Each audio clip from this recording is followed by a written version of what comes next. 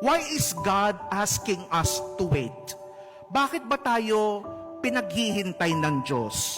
Well, siguro may mga sagot kung bakit niya tayo pinaghihintay. Una, because He wants us to enjoy the waiting season.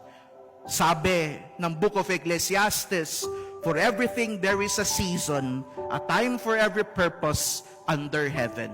Baka gusto niya mag-enjoy ka habang naghihintay ka. Second, He knows that you are not yet ready for it.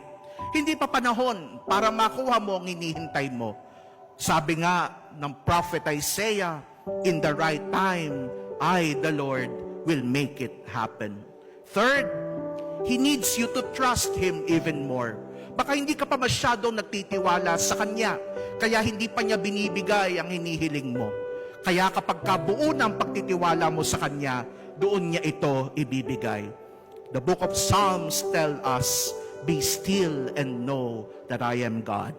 And fourth, He knows your future and He has a great plan for you.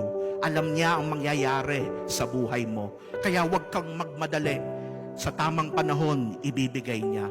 Prophet Jeremiah tells us, for I know the plans I have for you, says the Lord. Plans to prosper you and to harm you, not to harm you.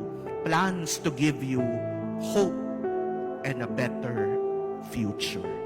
Kaya, huwag magsawang maghintay. Magbubunga din lahat ng pinaghirapan mo. Amen.